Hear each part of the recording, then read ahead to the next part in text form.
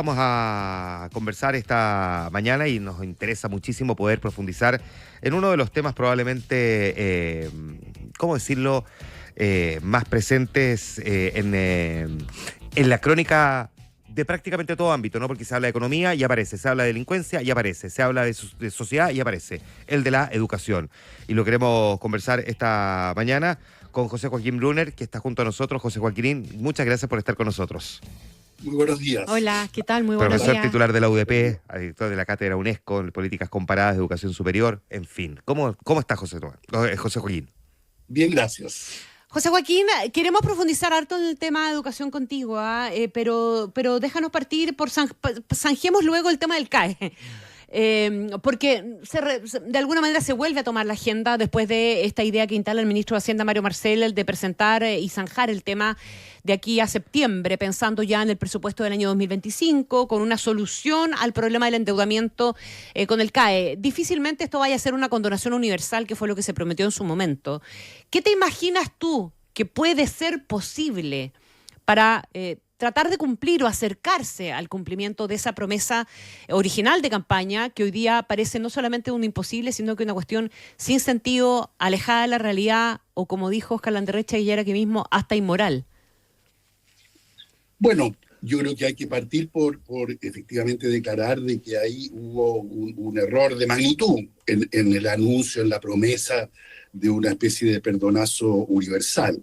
Y luego hay que buscar caminos para efectivamente hacerse cargo de que hay un grupo pequeño, pero con varios cientos seguramente, o tal vez algunos miles de jóvenes que bajo ninguna condición van a poder efectivamente pagar el crédito, generalmente porque abandonaron su carrera antes de terminarla, y luego no han encontrado una forma estable de inserción en el mercado laboral.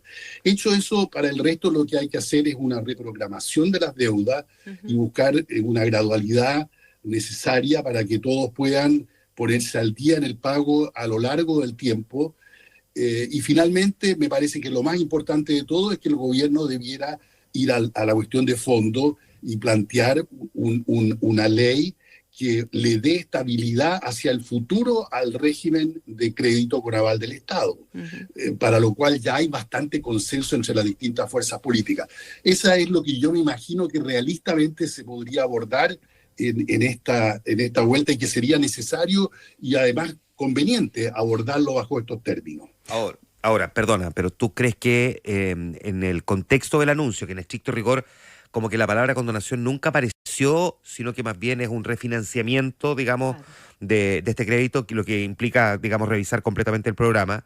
Quiero saber si vas en la línea de lo que plantea Oscar Landerreche, de que en el fondo termina siendo completamente injusto, si es que en algún momento se produce algún tipo de condonación, de que efectivamente hubo quienes dejaron de pagar no por razones de necesidad o por razones sociales, sino que más bien especulando, apostando a que les van a perdonar la deuda. Efectivamente, esa parte es completamente imposible de asumir.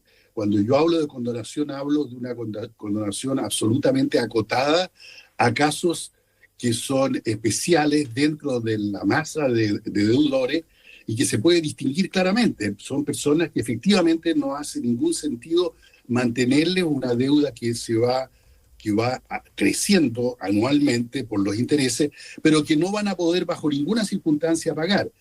Todo el resto tiene que ser reprogramado, y por lo tanto la idea original de que iba a haber una condonación generalizada, universal o como se le quiera llamar, efectivamente hay que sacarla del horizonte, simplemente porque es inviable y porque además, como se ha repetido en estos días, es profundamente injusta. José Joaquín, expliquemos por qué esos casos especiales existen, porque en el año 2011 hubo una reforma al sistema, ¿verdad?, del crédito con aval del Estado, del financiamiento de la educación superior, que hizo que esto fuera contingente al ingreso. Por lo tanto, si tú no pagabas más del 10%, solo en caso de que efectivamente tuvieras un empleo formal para poder y que para poder pagar, y si no, podías justificar que efectivamente no tenías ese ingreso. Las tasas de interés también se acotaron a un límite, se bajaron de más del 6% en torno al 2%, etcétera. ¿Por qué esos casos especiales existen y no quedaron sujetos a estas particularidades? Bueno, existen, tanto antes de que se estableciera este nuevo sistema, que es mucho más razonable y que es el que ahora habría que legislar de modo tal de volverlo una realidad para el presente y para el futuro, existían ya casos de estos casos dramáticos que yo hablo, y luego porque ha seguido existiendo una parte de los que se inscriben y lo hacen con crédito, con aval del Estado, que luego abandonan después del primer año o del segundo año, a veces al tercero o cuarto año, y efectivamente empiezan a no tener, a no estar con capacidad de devolver, o tan muy cerca del límite, digamos, en que esto se pueda devolver. Y esos son los casos que hay que atender. Es gente que en definitiva ha tenido enormes dificultades para poder insertarse en el mercado laboral. Y una buena parte de ellos proviene de antes que se empezara a generar este nuevo régimen y por lo tanto pactaron su CAE en condiciones completamente distintas. Correcto. Ya, y no se vieron, comillas, beneficiados por los cambios que pudo haber habido a contar del año 2011. ¿Tú crees que este es un problema político para el gobierno? ¿Puede representar una suerte de punto de quiebre también en esta transformación que ha tenido el mandatario entre lo que prometió y lo que efectivamente es posible, o puesto en blanco y negro entre la modalidad frente amplista y la modalidad concertacionista? A ver, yo creo que es de suyo, claro, que el gobierno hace rato que no tiene un programa que es el mismo que tuvo cuando fue elegido. Eso se terminó el año 2022, en el momento del plebiscito de septiembre de ese año. Y desde entonces el gobierno ha sido consistente en no tener programa y en adoptar medidas realistas en el plano particularmente económico o todo aquello que tenga que ver con financiamiento fiscal. Ha sido cuidadoso de la carga fiscal, como se suele decir, se ha manejado además con realismo en todos los campos y ha buscado y ha intentado, no siempre con éxito, pero qué duda cabe, si uno es mínimamente objetivo, tiene que reconocer que ha intentado en el campo de la seguridad, ahora recientemente en el campo de la salud y de las ISAPRE, ir acercando posiciones a lo que es, digamos, la corriente principal de la política chilena. Y en algunos casos lo ha logrado, en otros no. Y lo del CAE no veo yo por qué habría de ser distinto. Es decir, yo no espero que aquí se vaya a producir nada espectacular ni que vaya a ser un quiebre. Habrá, por cierto, algunas reclamaciones dentro del movimiento estudiantil y habrá también algunas reclamaciones al interior de la propia coalición de gobierno, donde le enrostrarán al presidente de que abandonó una promesa que hace rato que ya la abandonó, de modo tal que yo no veo cómo uno podría sorprenderse. Ajá. Déjame llevarte a una discusión todavía más profunda, porque esta es una discusión puntual que tiene, por supuesto, grados de profundidad importantes y por supuesto, también marca desde un cierto punto de vista ideológico, ¿no?, hacia dónde realmente se quiere llevar al país en términos de gobernabilidad. Pero déjame apuntar a una cuestión todavía más profunda que tiene que ver con el debate que se ha generado habiendo pasado 9 años, ¿no?, desde la aprobación o el despacho de la ley que terminó con el lucro, con el copago, con la selección en el sistema escolar, que era uno de los pilares fundamentales, ¿no?, de la reforma educativa que impuso la presidenta Bachelet en su segundo gobierno, donde hay una serie de cuestionamientos a la calidad de la educación pública hoy día en Chile, que es uno de los principales puntos involucrados probablemente en el paquete educacional que implementó la presidenta, y donde donde hay un gran debate, ¿no, José Joaquín, respecto de los resultados de esa reforma, las complicaciones que tenemos en la implementación de los servicios locales de educación pública, los SLEP, los resultados del CIMSE, la sistemática caída de los liceos emblemáticos después del fin de la selección. Hay un juicio bien duro respecto de lo que significó esa reforma educacional. Antes de mirar lo que hay que hacer para corregir este problema, te pregunto a ti si tienes esa mirada crítica sobre estos puntos que acabo de enumerar. A ver, tengo una mirada crítica respecto de algunos de los efectos y de los diseños que se pueden incluir legítimamente dentro de lo que se llama sueltamente la reforma de los años 2014 a 2018 o reformas del gobierno Bachelet II. Claro. No creo que todos los elementos que hoy día están presentes en el debate educacional tengan que ver con esa reforma. En realidad, esa es una visión estrictamente política de cómo arrinconar lo más posible la imagen de la presidenta Bachelet y hoy día del gobierno. Pero la verdad es que hay algunas cuestiones que son propias de esa reforma, otras como son las dificultades de la educación pública, como es la cuestión de la calidad y de los resultados de la educación, que están presentes desde mucho antes de la reforma del 2014 y que, entre otras cosas, tienen una influencia enorme de los daños que generó la pandemia al sistema escolar.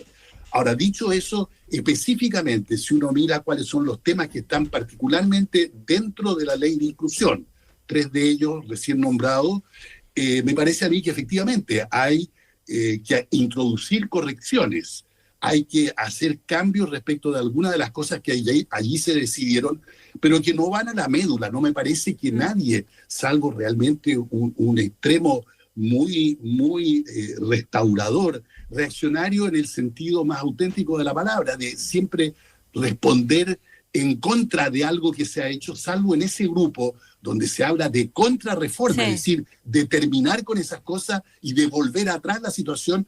Me parece que en realidad hay un tremendamente legítimo debate de cómo mejoramos una serie de esas cuestiones. Quedémonos ahí entonces, porque tú el otro día publicabas una columna donde decías que una contrarreforma es volver atrás y que aquí no se trata de deshacer lo andado porque hubo cuestiones que efectivamente iban en la dirección correcta, pero hay cosas que corregir. ¿Cuáles son las que habría que corregir y con qué urgencia?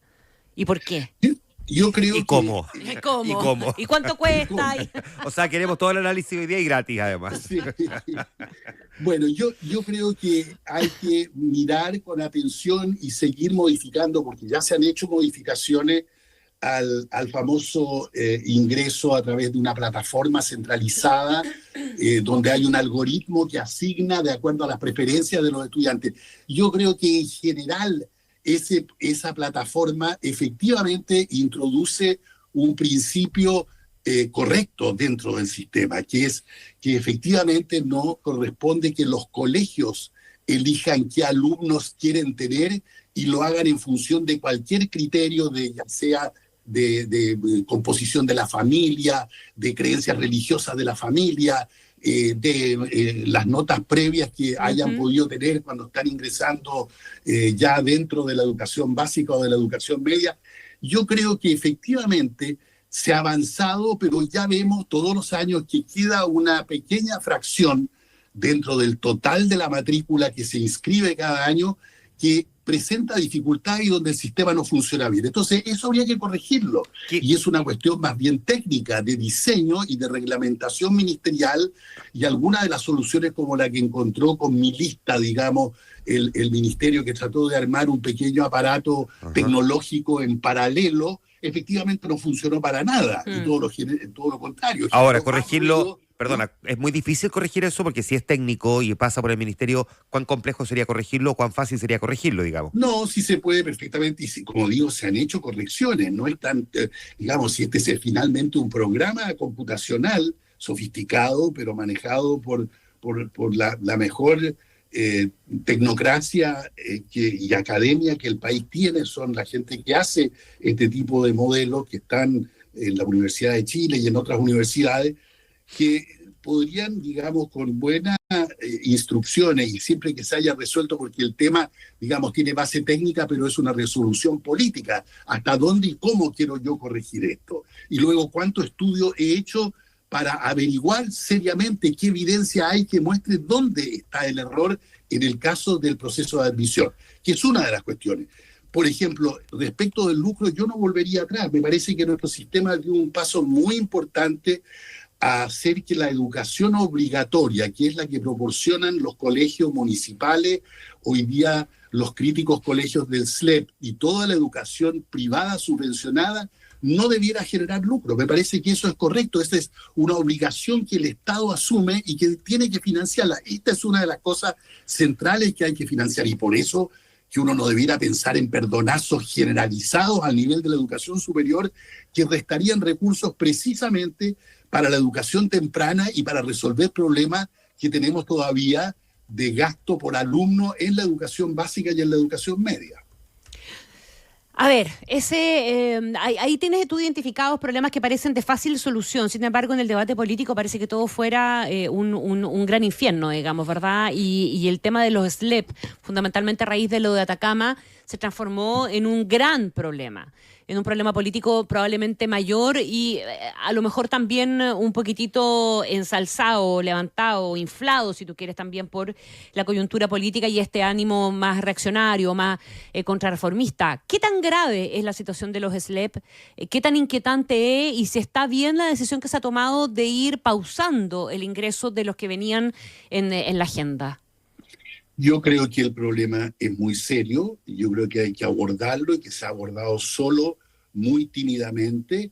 ¿En qué sentido? En el sentido de que aquí hay que ir efectivamente, en este caso, a la ley e introducir algunas modificaciones y el gobierno, en vez de mandar las modificaciones que uno esperaría, que tiendan a aumentar la autonomía y las capacidades de gestión de cada una de las escuelas, de lo que está preocupado es reforzar el centro arriba en el vértice, o sea, al interior del Ministerio de Educación, cuestión que en realidad es justamente parte del problema y por lo tanto la solución no está en insistir en ese modelo centralizado, en este caso verticalmente de arriba hacia abajo, donde toda la autoridad está en una dirección nacional y luego en los gerentes o personas que manejan cada uno de los SLEP a lo largo del país, sino que en cómo reorganizar la cadena de coordinación y de mando desde los colegios, y donde cada colegio tenga la autonomía y las capacidades de gestión necesarias, el SLEP esté al servicio y apoya a los colegios, y en la dirección general básicamente trace un plan general y coordine el sistema a nivel nacional y resuelva problemas gruesos que puedan existir. Y eso no se ha hecho y necesita hacerse, porque de lo contrario vamos a seguir con un pie de nuestra educación pública. Nuestra educación pública en realidad es provista por este tipo de escuelas municipales o que están en manos de los SLEP y es provista mayoritariamente por colegios particulares subvencionados. Y tenemos uno de los dos pies realmente muy debilitado y por lo tanto hay que insistir en que ahí se requiere una solución más de fondo de la que hasta aquí el Ministerio de Educación parece proponer. José Joaquín Brunner, a estas alturas tú ya tienes más o menos claros cuáles fueron los efectos de la pandemia en este tema, en el tema de la educación y particularmente a nivel de la educación escolar. ¿Cuánto profundizó el problema que veníamos arrastrando? ¿Cuánto probablemente también impide visibilizar las cuestiones positivas que se pueden haber hecho en el último tiempo como cambio? Bueno, tenemos bastante información en este caso proveniente, primero que nada, del día, el diagnóstico integral de los aprendizajes y luego resultados del CIMSE, más una enorme acumulación de resultados comparativos a nivel internacional que muestran que efectivamente los daños fueron muy sustantivos. Y los daños tienen que ver, por decirlo así, directamente con aspectos cognitivos del aprendizaje, pero mucho más importantemente han tenido que ver, como estamos viendo hoy día, en una serie de desbalances, de desequilibrios y de daños de carácter más bien de la inteligencia emocional, de desarrollo de la emocionalidad de las y los niños y de los jóvenes que están en el sistema escolar o que efectivamente han dejado de asistir al sistema escolar o que están muy, muy dañados dentro del sistema escolar. Y ese tema ha ido siendo abordado, pero otra vez tímidamente. Tenemos curiosamente un ministro de Educación que es muy vocal, que tiene un talante, digamos, de comunicación interesante con la comunidad, con las comunidades escolares y también con el país, pero que por otro lado es extremadamente tímido en la gestión. Cuando fue nombrado se decía que era un hombre con gran capacidad de gestión. Y yo siento que efectivamente a lo largo del tiempo esa promesa no se ha ido cumpliendo y que es en la gestión, por ejemplo, de todos los planes de recuperación, que sería muy injusto decir que no se ha hecho nada, se han hecho una serie de cosas, pero esto requería una movilización mucho más dramática de recursos humanos, tanto del sector público como del sector privado, de apoyo a cada una de las escuelas que atiende a más de la mitad de nuestras niñas y niños y jóvenes que provienen de sectores vulnerables, y en eso efectivamente ha existido timidez. No se ha armado realmente una red de apoyo que sea que esté al nivel de las exigencias, de los daños y de las demandas que presenta el sistema. Ahora, ese problema de gestión, ¿tiene que ver más con el liderazgo o tiene que ver más con la burocracia que impide que la gestión sea más eficiente y eficaz? Yo creo que tiene que ver con los dos aspectos.